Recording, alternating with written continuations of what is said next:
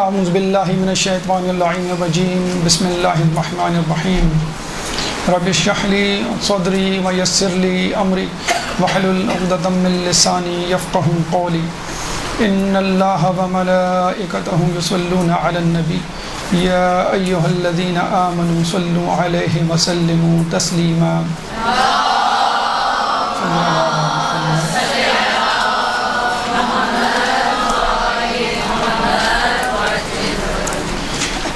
ماہ ذیقعد میں ایک اہم تاریخ 25 ذیقعدہ ہے کہ جو دہ الحرز کے نام سے مشہور ہے. اس دن جو 3 اہم واقعات رونما ہوئے ہیں اس میں ایک تو خود دہ الحرز زمین کا بچھایا جانا، اس کے علاوہ 2 اہم شخصیات، 2 اہم مشہور و معروف اولو العزم پیغمبروں کی پیدائش، ایک حضرت ابراہیم علیہ السلام اور دوسرے حضرت عیسیٰ علیہ السلام. حضرت ابراہیم علیہ السلام کی سیرت کے حوالے سے گفتگو اس سے پہلے ہو چکی، چنانچہ آج ہم حضرت عیسیٰ علیہ السلام کی سیرت کے حوالے سے آپ کے سامنے چند گزارشات رکھیں گے. لیکن اس سے پہلے یہ بات موضوع بحث لانا ضروری ہے کہ ہم حضرت عیسیٰ کی سیرت کو کیوں جانیں، کیونکہ ہمارا تعلق تو رسول عربی رسول خدا صلی اللہ علیہ وآلہ وسلم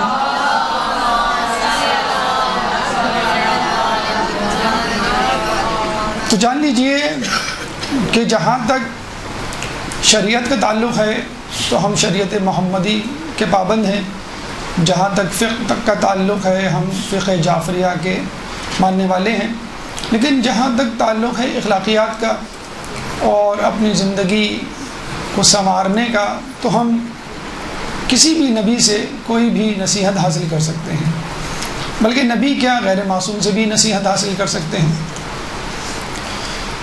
لیکن عیسیٰ علیہ السلام ہی کیوں؟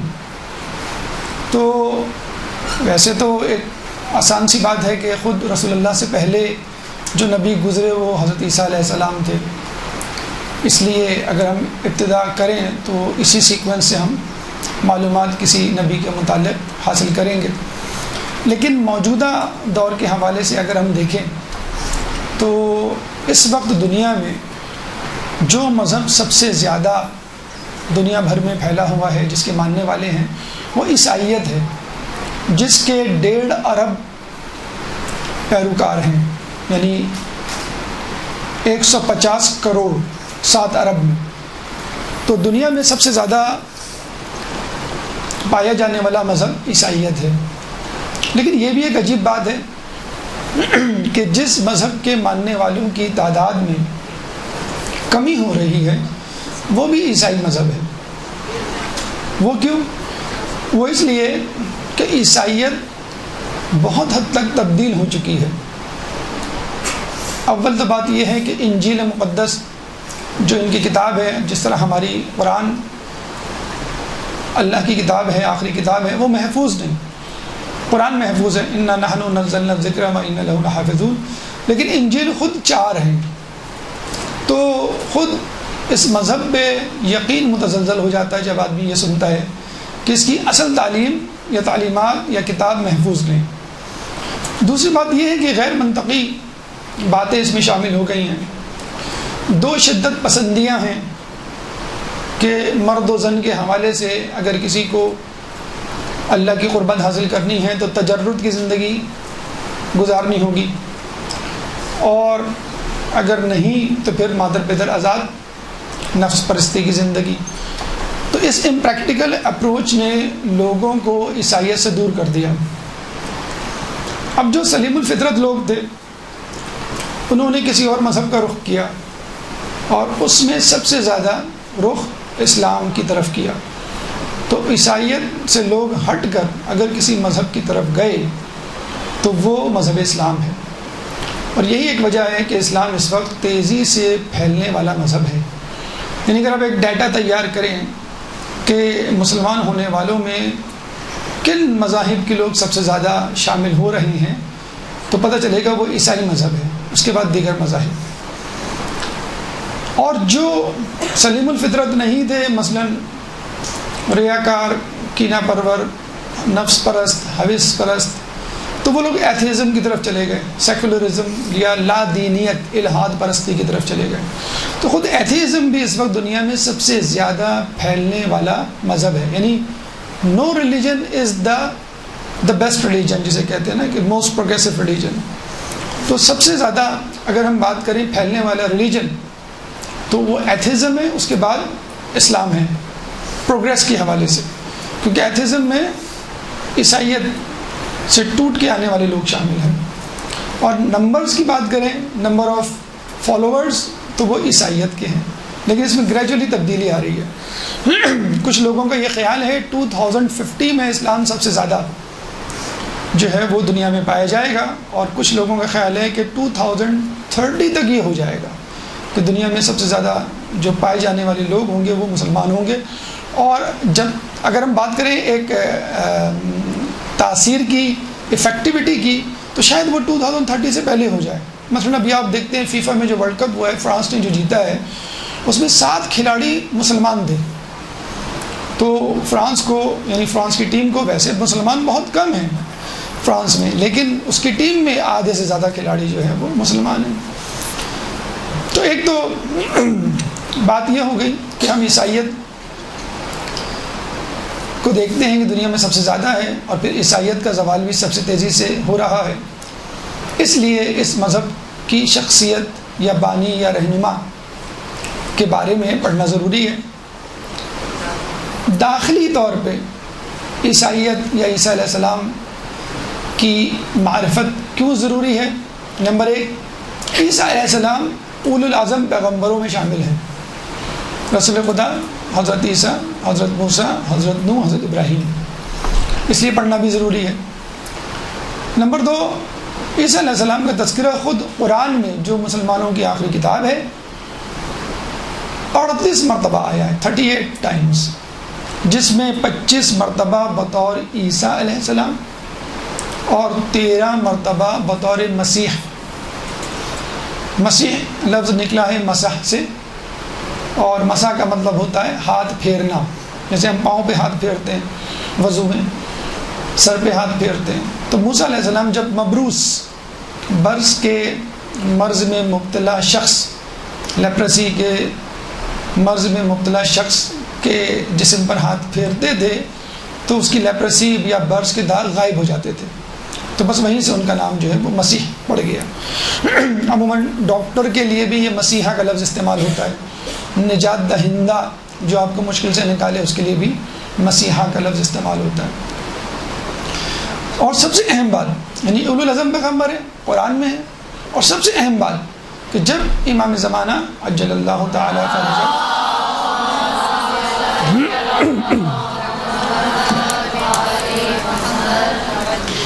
امام زمانہ کا ظہور ہوگا تو اسی وقت جناب عیسیٰ علیہ السلام کا بھی نزول ہوگا. لیکن عیسیٰ علیہ السلام مہدی علیہ السلام کے پیچھے نماز پڑھیں گے، اور ان کے مقلد ہوں گے، اور مقتدی ہوں گے، ان کے پیروکار ہوں گے، ان کے ناصروں میں سے ایک ناصر ہوں گے.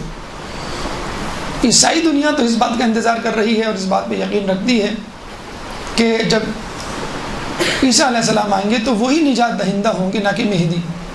مہدی علیہ السلام یا جو بھی جن افراد کا نام لیا جاتا ہے وہ عیسیٰ علیہ السلام کے پیچھے ہوں گے، حالانکہ یہ غلط ہے، بالکل الٹ ہے. اور یہاں سے یہ بات بھی ثابت ہو جاتی ہے کہ عیسیٰ علیہ السلام چونکہ مہدی علیہ السلام کے پیچھے نماز پڑھیں گے، چنانچہ ہمارا امام انبیاء سے افضل، علی انبیاء سے افضل. تو یہ ایک بیک گراؤنڈ، پس منظر، اہمیت کے حوالے سے کہ ہمیں عیسیٰ علیہ السلام کی شخصیت، ان کی سیرت کا جائزہ یا تذکرہ یا معلومات کیوں ہونی چاہیے. اب ہم چلتے ہیں عیسیٰ علیہ السلام کی سیرت کی طرف، اور سیرت میں سب سے پہلے ولادت. ایک درود پڑھ دیں محمد والے محمد.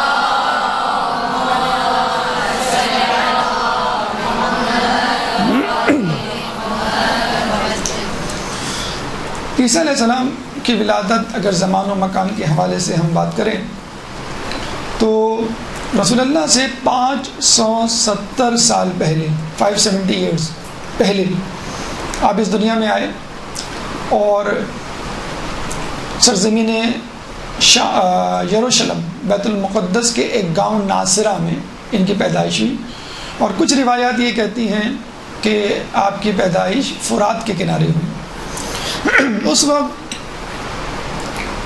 اشکانی نسل کے بادشاہ کی نسل چل رہی تھی، اور 5واں بادشاہ فرحاد اس وقت حکمرانی کر رہا تھا۔ والدہ کے حوالے سے بات کریں، جناب بی بی مریم، تو آپ کو معلوم ہے کہ بی بی مریم 4 افضل خواتین میں شامل ہیں، جس میں سب سے پہلے بی بی سیدہ سلام اللہ علیہ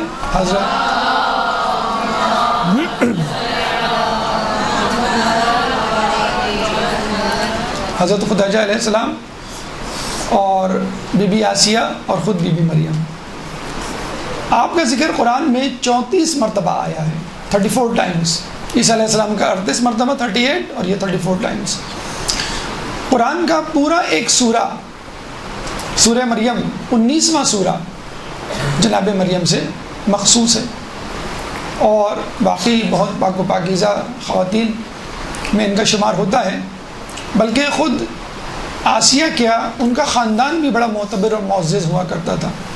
آپ کے والد گرامی عمران، اس مریم بنت عمران ان کا نام، ان کا عمران تھا، اور ان کا رعب و دبدبہ، ہیبت، تقوی، پارسائی بالکل ویسی ہی تھی جیسے بنی ہاشم اور ان کے قبیلے کی۔ جناب عمران کی زوجہ حنہ تھی، اور ایک جگہ حسنہ ان کا نام آیا ہے۔ ان کے بارے میں کہا جاتا ہے کافی عمر والے ہو گئے تھے دونوں میاں بیوی، اور ان کی کوئی اولاد نہیں تھی، چنانچہ ان کی بیوی حنہ یا حسنہ نے نظر مانی کہ اگر میری کوئی اولاد ہوئی تو میں بیت المقدس کی مسجد میں بطور محرر، بطور مجاور دے دوں گی۔ مجاور یا محرر کیا ہوتا ہے؟ ایسا شخص جو کسی مسجد میں بیٹھ جائے، عبادت کرے اور پوری عمر وہاں گزار دے، بس یوں سمجھ لیجئے تا حیات اعتکاف۔ تو وہاں اکثر اس زمانے میں لوگ یہ منت مانتے تھے تو ان کی اولاد بھی ہو جاتی تھی، اور وہ مسجد کو عطا کر دیا کرتے تھے، اور وہ مجاور، عبادت گزار، معتکف کی صورت میں پوری عمر وہاں گزارتا تھا۔ چنانچہ اللہ نے ان کی بات مان لی، دعا قبول کر لی، مستجاب دعا ہوئی، اور ان کی اولاد ہوئی، لیکن اولاد لڑکی ہوئی۔ اچھا، مجاور یا محرر لفظ خود بتا رہا ہے محرر، نہ کہ محررتن، تو محرر یعنی لڑکا، اور ہو گئی لڑکی۔ تو کہتے ہیں کہ وہ اتنی حیران ہوئی اس بات پر، کیونکہ وہ 100% یقین تھا کہ لڑکا پیدا ہوگا، کیونکہ میں نے مجاور یا محرر کی منت مانی ہے، اور یہ مجاور یا محرر یا معتکف لڑکا ہی ہوتا ہے۔ تو ان کی زبان سے نکلا کہ لڑکا لڑکی جیسے کیسے ہو سکتا ہے، قرآن میں یہ لفظ موجود ہے۔ تو 12 لڑکی ہو گئی، وہ گئی بیت المقدس بنی اسرائیل کے علماء کے پاس اور کہا کہ میری لڑکی ہوئی، اور میں نے نظر مانی تھی کہ میں اس اولاد کو لڑکا یا لڑکی مسجد میں دوں گی۔ تو انہوں نے اس لڑکی کو قبول کیا۔ وہاں پہ بہت سارے علماء بیٹھے ہوئے تھے۔ اب ہر عالم کی یہ کوشش تھی کہ اس کی نگرانی یا ولایت یا ولی میں بنوں، کیونکہ اس لڑکی یا لڑکا، اس زمانے میں تو پہلی مرتبہ ایسا ہوا تھا کہ لڑکی مجاور بننے جا رہی تھی، تو لوگوں میں اور کھلبلی مچ گئی، اور بہت زیادہ یہ خبر پھیلی کہ اگر ہم اس کے ولی بنتے ہیں تو اللہ تعالیٰ کیا ہماری بھی بخشش کی امید ہے۔ تو ہر عالم یہ چاہ رہا تھا کہ میں اس کا ولی بنوں۔ بہت سارے علماء جمع ہو گئے، اس میں زکریا علیہ السلام بھی تھے جو اس وقت نبی تھے، تو وہ بھی اس دوڑ میں شامل ہو گئے، اور ان کی بھی یہ خواہش تھی کہ میں اس کا ولی بنوں۔ چنانچہ زکریا علیہ السلام کی جو زوجہ تھی ان کا نام تھا حنانہ، ایک روایت میں ان کا نام اشیاء آیا ہے۔ بہرحال حنانہ اور حنہ ناموں سے لگ رہا ہوگا آپ کو، یہ دونوں بہنیں تھیں، یعنی عمران علیہ السلام کی زوجہ حنہ اور زکریا علیہ السلام کی زوجہ حنانہ آپس میں بہنیں تھیں۔ چنانچہ زکریا علیہ السلام اور عمران علیہ السلام یہ دونوں آپس میں ہم زلف ہوئے. چنانچہ ذکر علیہ السلام اس زمانے میں نبی تھے، انہوں نے بھی چاہا کہ میں بھی جو ہوں اللہ تعالیٰ مجھے توفیق دے، میں بھی جو ہوں اس کی وہ کروں نگرانی، ولایت اور یہ خدمت. تو جب بہت سارے لوگ جمع ہو جاتے ہیں، آپ کو معلوم ہے، پھر قرعہ ڈالتا ہے. تو انہوں نے کبھی قرعہ ڈالتے ہیں، پھر دیکھتے ہیں کہ کون اس کا ولی بنتا ہے، کیونکہ کھانا لے جانا لانا، اس کی حفاظت اور کوئی بھی چیز کی ضرورت ہو تو وہ اس کا ضامن ہوتا ہے، وہ اس کے ذمہ دار ہوتا ہے وہ شخص. جیسے آپ نے دیکھا ہوگا مسجدوں میں جو اعتکاف میں بیٹھتے ہیں تو ان کے لیے کھانا لانا لے جانے کی ذمہ داری ایک شخص سنبھال لیتا ہے، بھائی میں ذمہ دار ہوں، کپڑے یا کوئی بھی چیز ضرورت ہے زندگی کی. چنانچہ قرعہ ڈالا گیا، وہ کس طرح کہ تمام علماء نے اپنے اپنے قلم پانی کے مرتبان میں ڈال دیے اور یہ طے پایا کہ جس کا قلم نہیں ڈوبے گا وہ اس بچی کا ولی بنے گا. چنانچہ سب کے قلم ڈوب گئے اور جس کا قلم پانی میں تیرتا رہا وہ زکریا علیہ السلام تھے. چنانچہ ان کو ولی بنا دیا گیا، وہ بڑے خوش ہوئے. ان کے لیے سب سے اہم ذمہ داری کھانا پہنچانا تھا.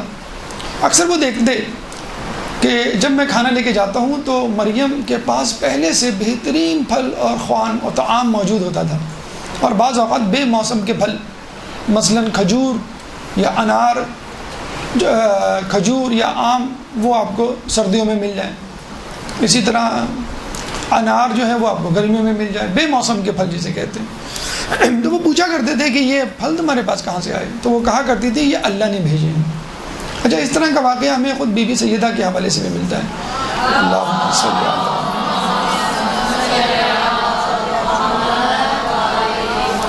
کہ ایک دفعہ آپ کے ہاں بڑا جسے کہتے ہیں کہ مشکل وقت تھا کہ 3 دن تک کچھ کھانا پینا گھر میں موجود نہیں تھا.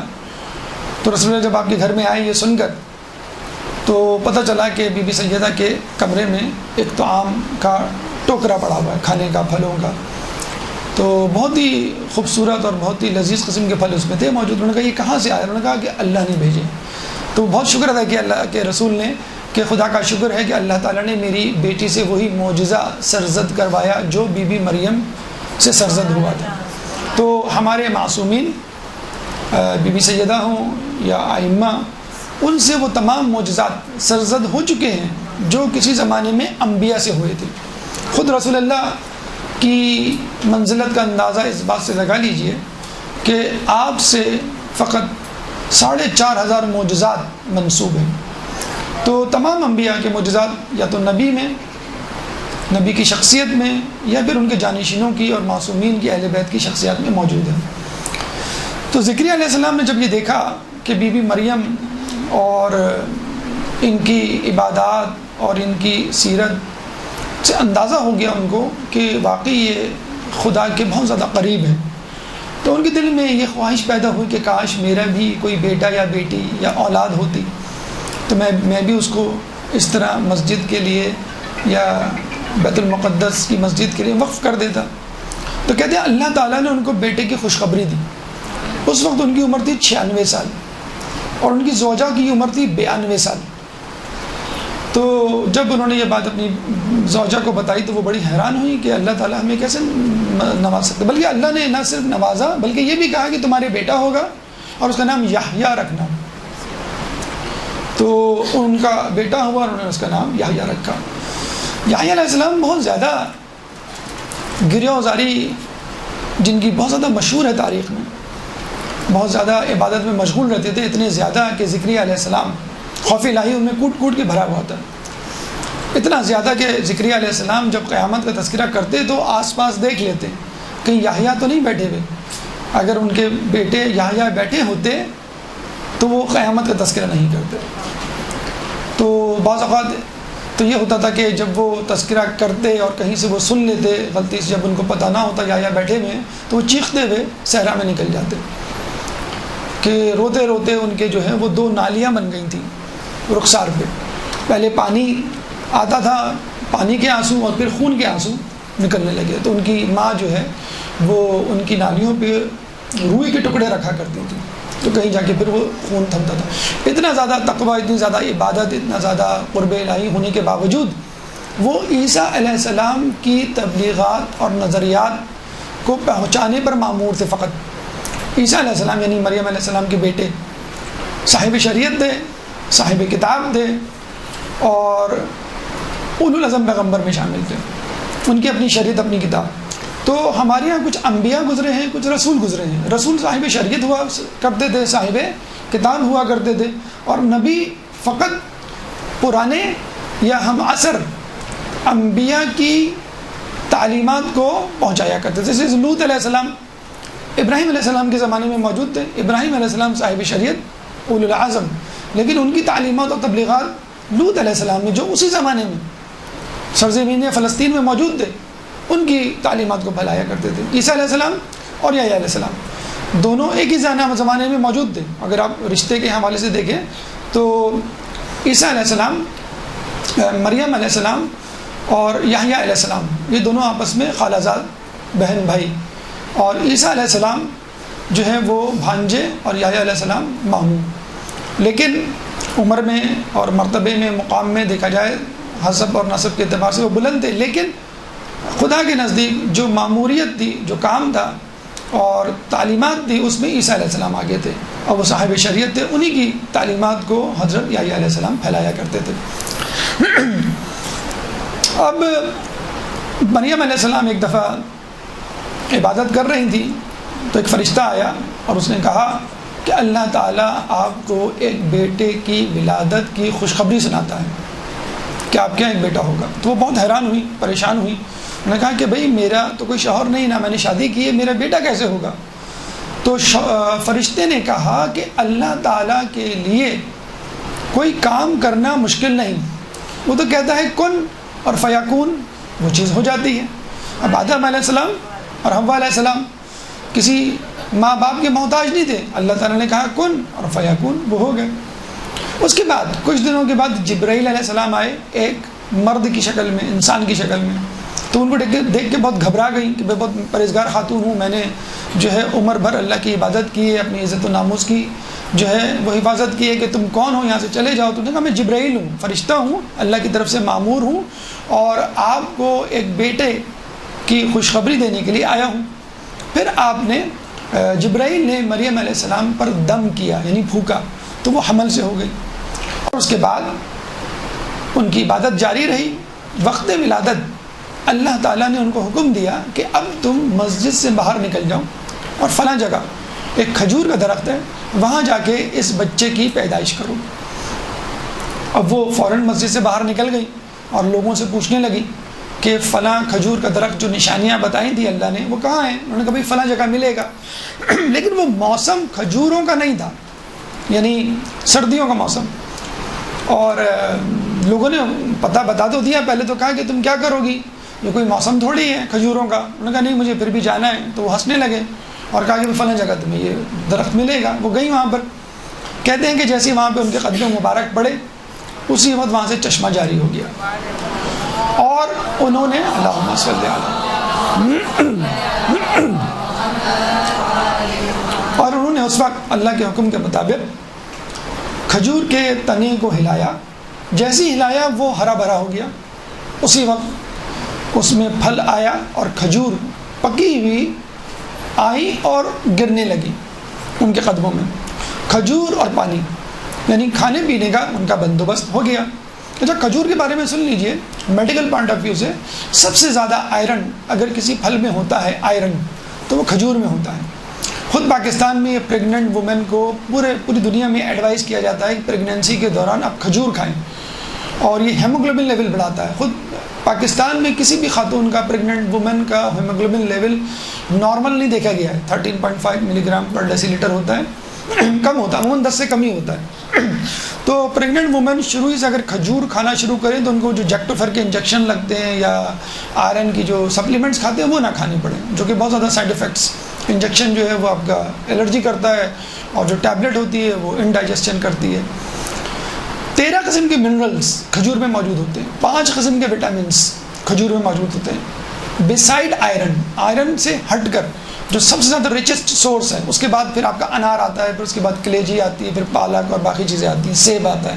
لیکن سب سے زیادہ رچ سورس جو ہے وہ کھجور ہے. لیکن بس بدقسمتی ہے ہماری کہ ہم کھجور جو ہے صرف رمضان میں دیکھتے ہیں، جس طرح تقویٰ صرف رمضان میں نظر آتا ہے، تو کھجور جو ہے وہ صرف آپ کو رمضان میں نظر آتا ہے۔ تو کھجور اور پانی سے انہوں نے استفادہ کیا، لیکن کہتے ہیں کہ جیسے جیسے بیٹے کی ولادت کا وقت قریب آتا جا رہا تھا، مریم علیہ السلام کی پریشانی میں، امبیرسمنٹ میں اضافہ ہوتا جا رہا تھا۔ ایک تو کوئی تھا نہیں ان کے ساتھ، نمبر 2 شوہر نہیں تھا، ایک معجزہ ہونے جا رہا تھا اور لوگ اس بات کو قبول نہیں کریں گے، تو ان کی زبان سے اکثر یہ جملہ نکل جاتا تھا، یا لیتنی مت، کہ کاش میں مر گئی ہوتی قبل ھذا، اس عمل سے پہلے، اور وکنت نسیم منسیا، کہ کاش میں مر گئی ہوتی اس واقعے سے پہلے اور گمنام یا فراموش کر دی گئی ہوتی۔ سورہ مریم آیت نمبر 23 سورہ مریم قرآن کا 19واں سورہ، چیپٹر 19 ورس نمبر 23۔ تو اللہ تعالیٰ نے ان کو تسلی دی کہ تم گھبراؤ مت، یہ بچہ جو ہونے والا ہے یہ خود تمہارا دفاع کرے گا، ڈیفنس کرے گا تمہارا۔ چنانچہ آپ تھوڑی سی مطمئن ہوئی۔ جب بچہ پیدا ہوا تو وہ بچے کو لے کر لوگوں کے جب درمیان آئی تو لوگوں نے کہا کہ یہ کس کا بچہ ہے؟ انہوں نے کہا یہ میرا بچہ ہے۔ تو لوگوں نے بہت لعن طعن کی کہ تمہیں شرم آنی چاہیے کہ تم اتنے بڑے خاندان سے ہو، تم ہمیشہ مجاور محررہ کی حیثیت سے تم نے بیت المقدس کی مسجد میں دن رات گزارے، ہم تمہاری بڑی عزت کرتے تھے، تم ہارون کے خاندان سے، فلاں کے خاندان سے، تو تم نے یہ کیا کیا؟ اب وہ بتلاتی رہیں کہ بھئی میرا اس میں کوئی قصور نہیں، میرا اس میں کوئی عمل دخل نہیں، اللہ کی طرف سے اور یہ اللہ نے دیا۔ تو وہ ان پہ یقین نہیں کر رہے تھے، تو انہوں نے یہ کہا کہ جیسے کہ خدا نے خود کہا کہ یہ بچہ تمہارا دفاع کرے گا خود، تو انہوں نے بچے کی طرف اشارہ کہا کہ تم خود اس سے پوچھ لو۔ تو لوگ اور ہنسنے لگے کہ قالوا کیف نکلم من کان فی المہد صبیا، کہ ہم اس سے کلام کریں، وہ کیسے کلام کرے گا جو گہوارے میں ہے اور بچہ ہے۔ سورہ مریم آیت نمبر 29 اسی وقت عیسیٰ علیہ السلام گہوارے میں گویا ہوئے کہ قال انی عبد اللہ آتانی الکتاب وجعلنی نبیا، کہ انی بے شک انی عبد اللہ، میں اللہ کا بندہ ہوں، وآتانی الکتاب، مجھ پر کتاب اتاری گئی، وجعلنی نبیا، اور اللہ نے مجھے نبی بنایا۔ یہ سن کے لوگ حیران ہو گئے، بہت سارے لوگ مریم کی بات پر یقین کر بیٹھے اور اللہ پر ایمان لے آئے، لیکن کچھ لوگ بدستور تہمت کے الزام کو جاری رکھے رہے۔ پانچویں امام محمد باقر علیہ السلام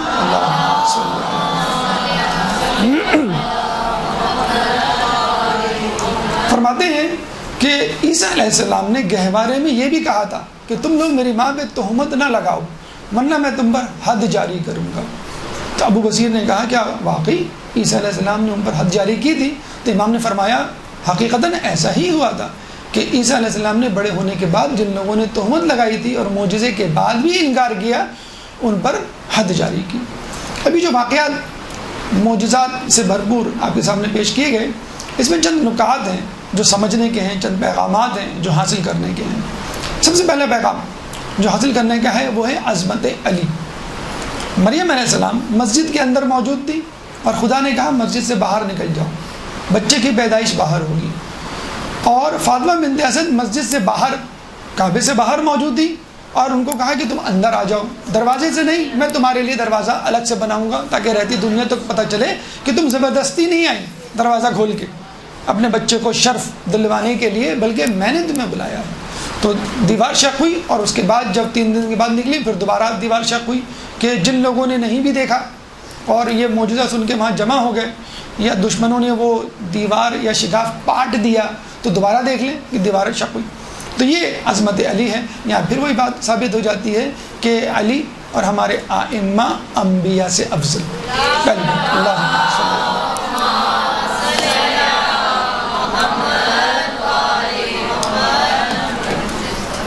دوسری اہم بات جو ہمارا پیغام ہے عیسائی دنیا کو، وہ ہے عفت مریم۔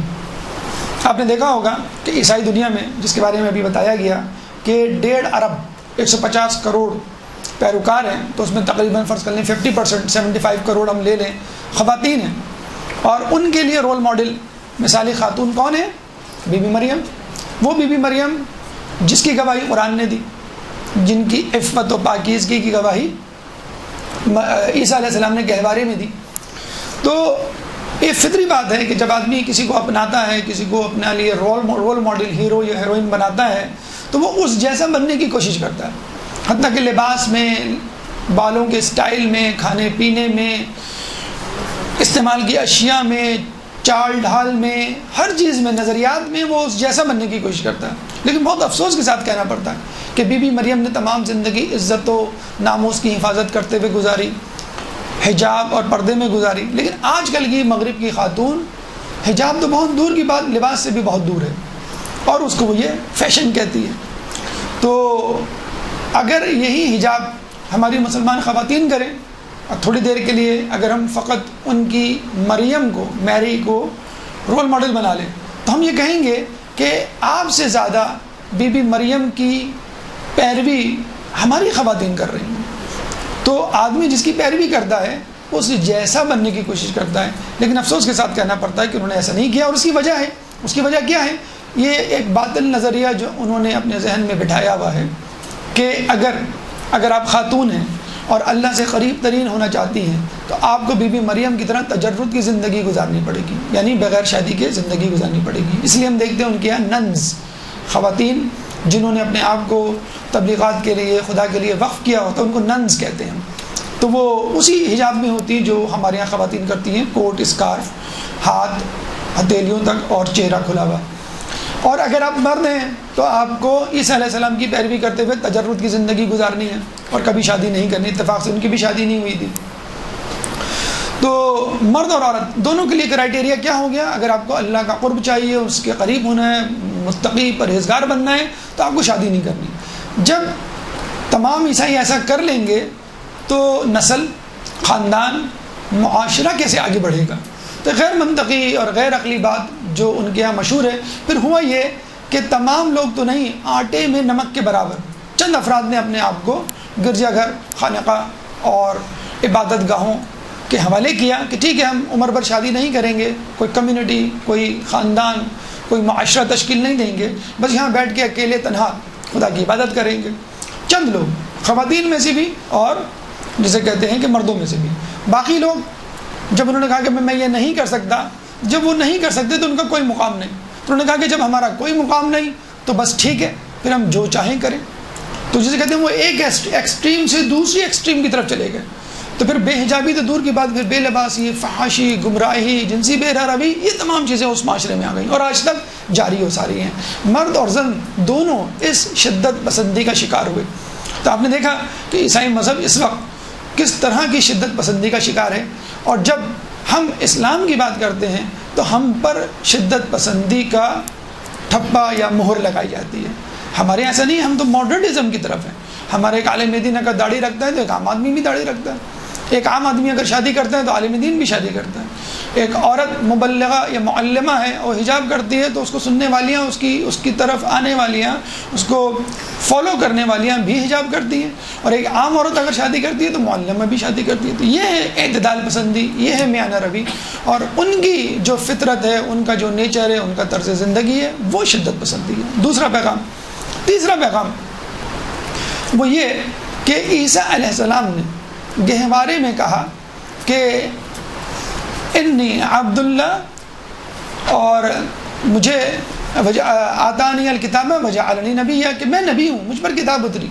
تو انہوں نے اپنی نبوت کا اعلان گہوارے میں کیا۔ اس کا مطلب یہ ہوا کہ نبی پیدائشی نبی ہوتا ہے، بندہ نہیں ہے، وہ بنا بنایا آتا ہے۔ اعلان وہ اس وقت کرتا ہے جب موضوع اور مناسب وقت ہو، جب اللہ اس سے کہتا ہے۔ رسول اللہ پیدائشی نبی تھے، بلکہ اس کائنات کی تخلیق سے پہلے ان کا نور تخلیق کیا جا چکا تھا، اور وہ اس وقت بھی نبی تھے۔ اس کے بعد جب وہ پیدا ہوئے، پیدا ہونے کے 40ویں سال ان کو کہا گیا کہ اب آپ اپنی نبوت کا اعلان کریں، یعنی کہ ہم آپ کو نبی بنا رہے ہیں، اعلان کریں۔ اسی طرح ہمارا عقیدہ ہے کہ چاہے نبی ہو چاہے امام ہو، دونوں جو اللہ کے منتخب شدہ ہوتے ہیں پیدائشی ہوتے ہیں۔ جب عیسیٰ علیہ السلام پیدائشی نبی ہو سکتے ہیں تو رسول اللہ اور ائمہ پیدائشی نبی کیوں نہیں ہو سکتے؟ آخری اور اہم نقطہ عیسیٰ علیہ السلام کی پیدائش سے ہمیں ملتا ہے کہ عیسیٰ علیہ السلام بوسیلہ بی بی مریم عمران علیہ السلام کی نسل سے ٹھہرے۔ تو کیوں نہ آج کل کے سادات بی بی سیدہ کی وساطت سے رسول اللہ کے خاندان سے کیوں نہیں ٹھہر سکتے؟ درود پڑھ دے محمد علیہ وسلم۔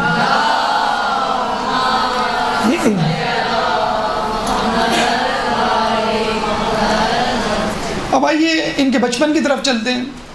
کہتے ہیں کہ 12 سال کی عمر میں، ہمارے یہاں تو بچہ ہوتا ہے، مطلب بالغ بھی نہیں ہوتا، تو 12 سال کی عمر میں ان کی علم، ان کی عبادت کا یہ عالم تھا کہ اس زمانے کے عابدوں اور اس زمانے کے عالموں کے ساتھ ان کی بیٹھکیں ہوتی تھیں، مباحثے ہوتے تھے، مناظرے اور مکالمے ہوتے تھے۔ 30 سال کی عمر میں جب یہ پہنچے تو اللہ نے ان کو نبوت کے اعلان کا کہا۔ اس کے بعد 33 سال تک انہوں نے نبوت کے فرائض انجام دیے، اور 33 ایئرس کی ایج میں اللہ تعالیٰ نے ان کو آسمان پہ اٹھا لیا۔ فقط 3 سال انہوں نے جو ہے وہ نبوت کا کام انجام دیا۔ اس دوران ان کو کثرت سے مسافرت پیش آئی، اس وجہ سے وہ شادی نہ کر سکے۔ ویسے بھی 33 ایئرس کی ایج کوئی بہت زیادہ عمر نہیں ہوتی ہے، تو کثرت سے مسافرت کی وجہ سے، مشغولیت کی وجہ سے وہ شادی نہ کر سکے۔ تو اتفاق کی بات یہ ہے کہ ماں اور بیٹے، جو کہ 2 اہم اور آخری اور انتہائی شخصیات ہیں عیسائی دنیا میں، دونوں نے مجرد غیر معیل زندگی گزاری، جس کی وجہ سے ایک غلط فہمی عیسائی دنیا میں پیدا ہوئی جو اب تک جاری و ساری ہے، حالانکہ وہ مخصوص حالات میں موجود تھے جو شادی کے لیے مانع تھی۔ جناب مریم مجاورہ تھی، محررہ تھی، عمر بھر کے لیے مختص کر دی گئی تھی عبادت کے لیے بیت المقدس کی مسجد کے لیے، چنانچہ وہ مجبور تھی کہ شادی نہ کریں۔ اسی طرح عیسیٰ علیہ السلام مسلسل نبوت کے بعد مسافرت میں رہے، اور وہ قاصر تھے شادی کی طرف سوچنے کے حوالے سے۔ اب آئیے ان واقعات کی طرف جو عیسیٰ علیہ السلام کی زندگی میں ہمیں ملتے ہیں، جو معجزات سے بھی بھرپور ہیں اور پیغامات سے بھی بھرپور ہیں۔ درود پڑھ دے محمد والے محمد۔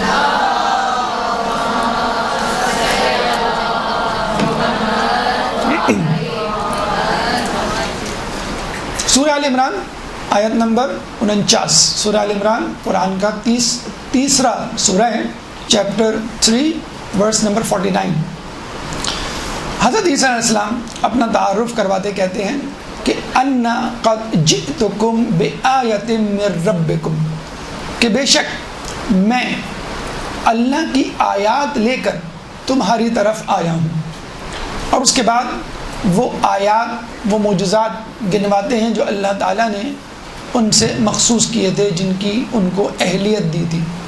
انہوں نے کہا کہ میں مٹی کا پرندہ بناتا ہوں اور اس پہ پھونک مارتا ہوں تو وہ حقیقی پرندہ بن جاتا ہے۔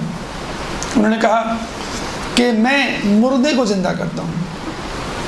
انہوں نے کہا کہ میں بإذن اللہ مبروز کا علاج کر سکتا ہوں۔ انہوں نے کہا کہ میں نابینا کو بینا بنا سکتا ہوں۔ اور 5واں معجزہ انہوں نے یہ کہا کہ میں غیب کا علم رکھتا ہوں، تم لوگ اپنے گھروں میں جو کچھ کھاتے ہو اور جو کچھ ذخیرہ کرتے ہو میں اس کے بارے میں جانتا ہوں۔ اور پھر ہم دیکھتے ہیں کہ پوری زندگی معجزات کے ساتھ، اخلاق کے ساتھ، پارسائی کے ساتھ، تقوی کے ساتھ، ہمدردی و تعاون کے ساتھ انہوں نے زندگی گزاری اور اپنی طرف لوگوں کو متوجہ کیا۔ کہتے ہیں کہ عیسیٰ علیہ السلام کی زندگی میں 12 افراد ایسے تھے جو ہر وقت ان کے ساتھ رہا کرتے تھے اور جن کو ان کے حواری کہا جاتا تھا۔ اور یہ بھی کہا جاتا ہے کہ ان کے تمام حواری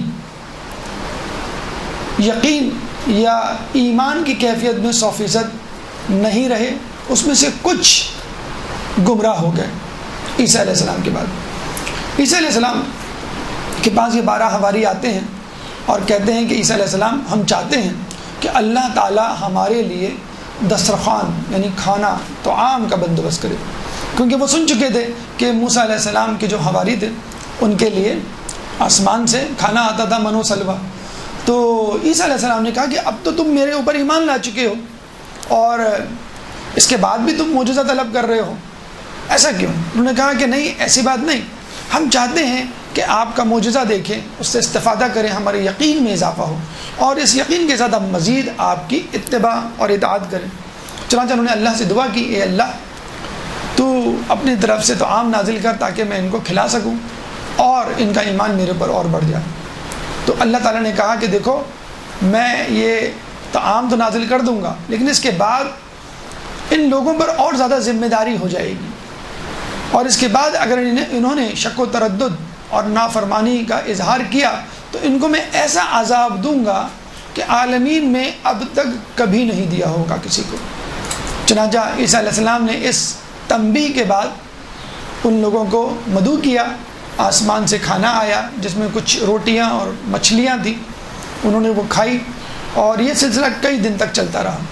کچھ دن بعد اللہ تعالیٰ نے عیسیٰ علیہ السلام سے کہا کہ دیکھو اب آزمائش کا وقت تھا، کہ دیکھو ان لوگوں سے کہو کہ دسترخوان پر فقط غریب لوگ آئیں، امیر لوگ نہ آئیں۔ تو جب عیسیٰ علیہ السلام نے اس کا اعلان کیا تو امیروں میں کھلبلی مچ گئی، اور انہوں نے پروپیگنڈا شروع کر دیا کہ یہ اللہ کی طرف سے تو عام ہے ہی نہیں، اگر ہوتا تو کم پڑنے کا خدشہ یا خوف نہ ہوتا۔ جیسے ہم کہتے ہیں دعوت میں بھی کم لوگوں کو بلانا، کھانا کم نہ پڑ جائے، لیکن اللہ کا تو عام نہیں۔ عیسیٰ علیہ السلام کہیں سے بندوبست کرتے ہیں خفیہ طور پہ، ان کی بہت ہنسی اڑائی گئی، اور اس کے ساتھ کچھ اور بھی لوگ بھی شامل ہو گئے۔ کل ملا کے 333 افراد تھے کہ جو عیسیٰ علیہ السلام کا مذاق اڑانے لگے۔ عیسیٰ علیہ السلام نے جب یہ دیکھا تو اللہ کو جو ہے تمام صورتحال سے آگاہ کیا، تو اللہ نے کہا کہ میں ان کو عذاب دوں گا اپنے وعدے کے مطابق۔ ان 333 لوگوں کو سور کی شکل میں مسخ کر دیا۔ کہتے ہیں ان کا رشتہ دار روتے دھوڑتے گریا ازاری کرتے ہوئے عیسیٰ علیہ السلام کے پاس آئے کہ خدا را آپ ان کو واپس اپنی اصلی شکل میں واپس کر دیں، تو اللہ تعالیٰ نے عیسیٰ علیہ السلام کو منع کر دیا کہ اب میں ان کو اپنی اصل شکل میں نہیں لاؤں گا۔ تو شاید یہی وجہ ہے کہ عیسائی دنیا میں بیشتر لوگ سور کا گوشت کھاتے، اپنے سابق رشتہ داروں کی محبت۔ اچھا کہتے ہیں کہ جب اللہ تعالیٰ نے سور کو پیدا کیا تو وہ لوگ اور یہ دیکھ کر غمگین ہوئے کہ سور غلاظت، گندگی، کیڑے مکوڑے ہی کھا رہے تھے اور کچھ نہیں، اور آج بھی یہی ہے۔ آپ عیسائی دنیا میں مبلغین کے پاس، سوچ سمجھ رکھنے والے لوگوں کے پاس، بلکہ آپ تو میڈیکل پوائنٹ آف ویو سے یہ پروون فیکٹ ہے کہ سور جو ہے وہ کیڑے مکوڑے کھاتا ہے، اور جب وہ کیڑے مکوڑے کھاتا ہے تو اس کو ڈائجسٹ کرنے کے لیے اس کی باڈی میں وہ انزائمز نہیں ہوتے، تو وہ باڈی میں اسی طرح اسٹک ہو جاتے ہیں۔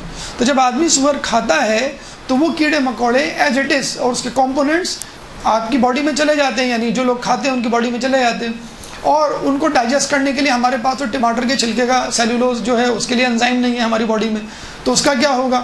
تو وہ ہماری باڈی میں رہتے ہیں اور پھر وہ پھیلتے ہیں تو وہ انفیکشن کرتے ہیں۔ تو میڈیکل پوائنٹ آف ویو سے کہتے ہیں کہ یہ بالکل انسوٹیبل ہے اور ڈینجرس ہے اور رسک ہے ہیلتھ وائز۔ روحانی اعتبار سے سنیے، دنیا میں سب سے زیادہ بے حیا جانور سور ہیں۔ جانوروں میں کوئی اتنا بے حیا جانور نہیں جتنا بے حیا، یعنی اس میں کوئی غیرت نہیں ہوتی اگر اس کی ناموس پر حملہ کر دیا جائے۔ یہ بہت مشہور بات ہے مغرب میں بھی سور کے حوالے سے۔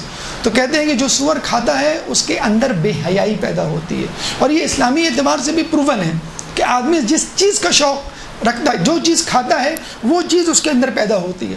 جیسے عرب جو ہیں وہ اونٹ کا گوشت کھاتے ہیں تو ان کے اندر کینہ پروری بہت ہوتی ہے، اور وہ کینہ پروری اور وہ دشمنی جو ہے وہ نسلوں در نسل چلتی ہے۔ تو اونٹ میں بھی جو ہے کہتے ہیں کینہ بہت ہوتا ہے، وہ عمر بھر اپنے اندر جسے کہتے ہیں کہ رکھتا ہے۔ جو بکرا یا بکری کھاتے ہیں ان کے دل بہت زیادہ جسے کہتے ہیں کہ نرم ہوتے ہیں۔ تو اسی طرح بہرحال جو جس قسم کی جو ہے غذا کھاتا ہے اس کے اثرات بہرحال ہوتے ہیں روحانی اعتبار سے اور میڈیکل پوائنٹ آف ویو سے، دونوں اعتبار سے جو ہے وہ۔ اب یہاں پر یہ ایک اور بات جو ہے وہ ذہن میں رکھنے والی ہے، شک، کہ عام آدمی تو چھوڑے کہ ان کے 12 حواریوں میں سے بھی کچھ کو شک ہوا، اور یہ تاریخ میں ہمیں ملتا ہے کہ عیسیٰ علیہ السلام جب آسمان پہ اٹھائے جا رہے تھے تو انہوں نے کہا تھا کہ ان 12 میں سے 8 منحرف ہو جائیں گے، 4 بچیں گے، اور ان 4 میں وہ لوگ صراط مستقیم پر ہوں گے جو میرے جانشین شمعون کی ولایت پر باقی رہیں گے۔ یعنی 12 میں سے 8 منحرف، کتنے منحرف ہو گئے؟ 2/3، 2/3، اور کتنے صراط مستقیم پہ رہے؟ 1/3، 1/3۔ نوح علیہ السلام پہ ایمان لانے والوں کی تعداد 240 to 40۔ جب اللہ نے کہا، جب انہوں نے کہا کہ اللہ نوح ہمارے لیے انتظام کیجئے کشتی کا تاکہ ہم ان لوگوں سے کے ظلم سے نجات پائیں، انہوں نے کہا، اللہ نے کہا کہ بھئی تم جاؤ اور کھجور کا درخت لگاؤ جو 1 سال میں درخت دیتا ہے، پھل دیتا ہے۔ تو وہ گئے، ان میں سے 80 افراد منحرف ہو گئے کہ بھئی ہم نے اتنی محنت کی، اب آپ کہہ رہے ہیں کہ 1 سال اور صبر کرو، ہم نہیں مانتے آپ کو۔ 1/3 نکل گئے۔ پھر آئے دوسرے سال، پھر اللہ نے کہا کہ جاؤ 1 سال بعد آنا اور کھجور کا درخت لگاؤ، تو اس میں سے پھر 1/3 آدھے نکل گئے، یعنی 80. پہلے 80 نکلے، 1/3 اب نصف یعنی 80 نکل گئے، تو 240 میں سے کتنے بچے؟ 80 + 80 160 نکل گئے. 80 بچے، 1/3 بچے، اور 2/3 منحرف. 1/3 کشتی میں سوار ہوئے اور 2/3 گمراہ ہو گئے. اس وقت مسلمانوں کی تعداد اگر دیکھی جائے 1 کروڑ میں 1/3 وہ لوگ ہیں جو علی کی ولایت پر یقین رکھتے ہیں. ایک درود پڑھ دیں.